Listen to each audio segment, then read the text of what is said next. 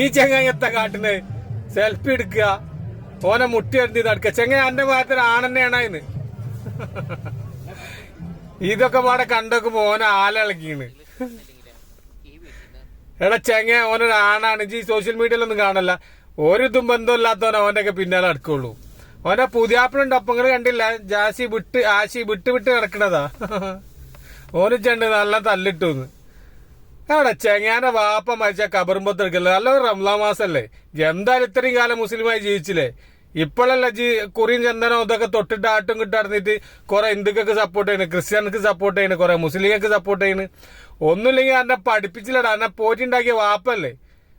അയാളെ കബറുമ്പുറത്ത് പോയിട്ട് യാസീനൊക്കെ ഓതി ഈ റംലാൻ മാസത്തില് എന്റെ ഉമ്മാന്റെ ഒപ്പൊക്കെ നിന്ന് കുറച്ചു ദിവസം നിന്നൂടെ ചെറ്റ എനിക്ക്. ഇജ് എന്ത് വായക്ക ഉണ്ടാക്കാനാ പെണ്ണായിട്ട്?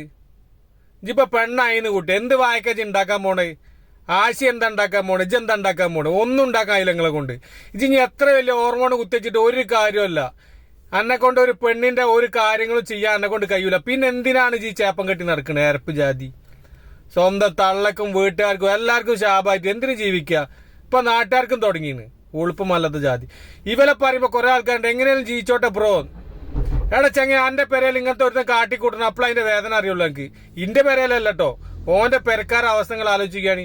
പിന്നെ നമ്മളെ പോലത്തെ സോഷ്യൽ മീഡിയയിൽ ഇതിങ്ങനെ കാണും വേണോ? ഇതിനൊക്കെ ഒരു പരിധി വേണ്ടേ? ഇങ്ങനെയൊക്കെ ഉണ്ടെങ്കിൽ അവനാൻ എവിടെയെങ്കിലും മൂലൊക്കെ പോയി ജീവിക്കുക. ഇത് മറ്റുള്ള ചെക്കന്മാരെയും കുട്ടികളെയും കൂടി വഴിതെറ്റിക്കാനായിട്ട് ഒലക്കമല കോപ്രായത്തരം. അപ്പൊ എല്ലാവരും സ്നേഹം മാത്രം.